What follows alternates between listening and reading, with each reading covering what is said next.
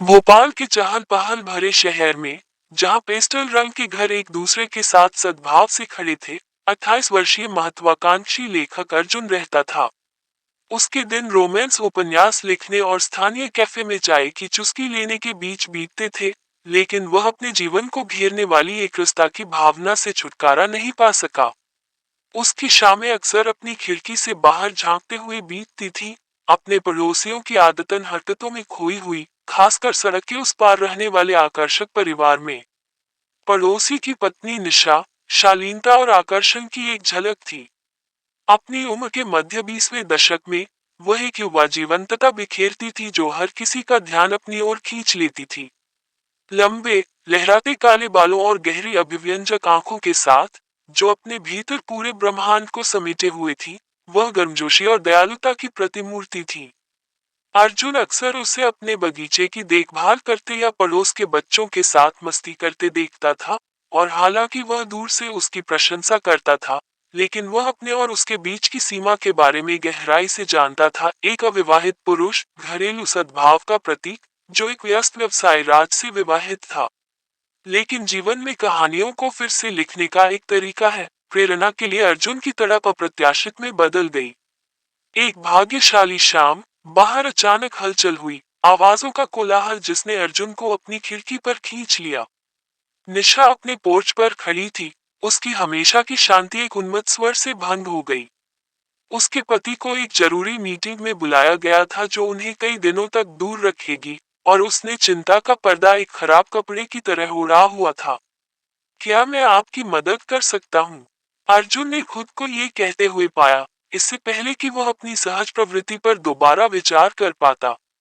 अचानक आत्मविश्वास से भरकर, वह उसके पास गया, अपने दिमाग में चल रही उस आवाज को अनदेखा करते हुए जो उसे दूर रहने की चेतावनी दे रही थी। ओह, अर्जुन, ये बहुत बढ़िया होगा, निशा ने जवाब दिया। उसका चेहरा परेशानी से राहत में बदल गया। मैं बस अपने घर में आए तूफान से निपटने वाली थी।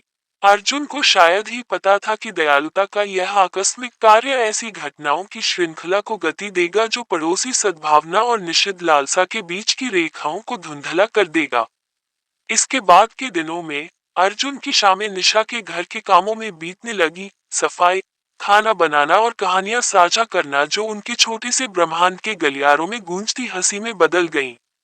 जब वे साथ साथ काम कर रहे थे, तो अर्जुन ने निशा की ऐसी परतें देखी जिनकी उसने कभी कल्पना भी नहीं की थी। वह स्मार्ट, मजाकिया थी, और उसके अपने सपने थे अधूरे, बिल्कुल उसके जैसे। एक शाम, एक विशेष रूप से चुनौतीपूर्ण दिन के बाद, निशा ने उन्हें अपने घर में बनी आम की लस्सी पिलाई, जो ढलती धूप में चमक रही थी। उनकी बातचीत सहजता से आगे बढ़ी, चंचल मजाक और जीवन पर गहन चिंतन के बीच।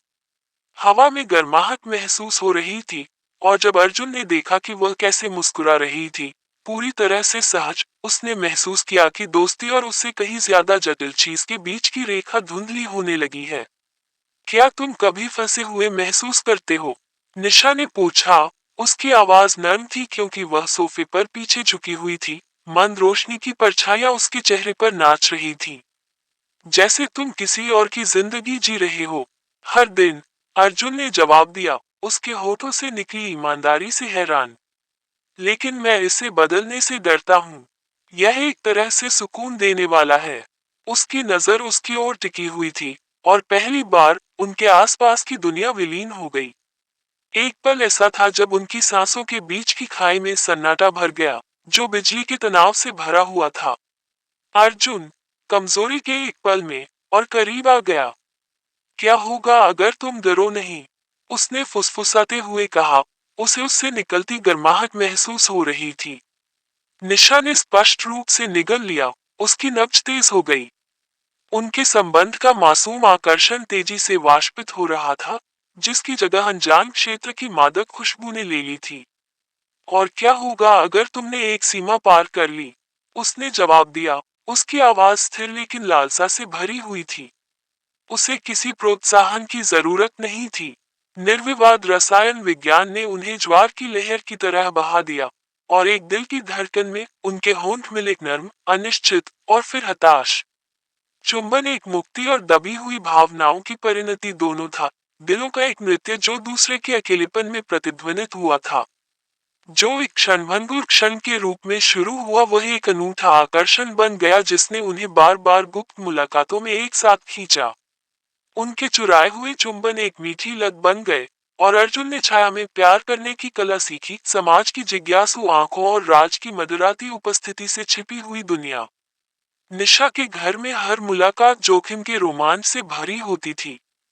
वे घंटों बातें करते, सपने और आकांक्षाएं साझा करते और एक दूसरे के जुनून को ऐसे तरीके से जगाते, जिसके बारे में उन्होंने कभी सोचा भी नहीं था।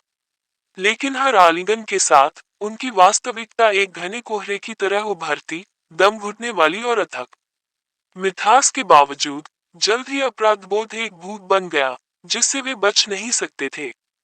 निशा की हंसी घंटी की झनकार की तरह गूंजती थी, फिर भी उसके नीचे डर की एक धारा थी। हमने क्या किया है, अर्जुन? उसने एक शाम पूछा, उसकी आवाज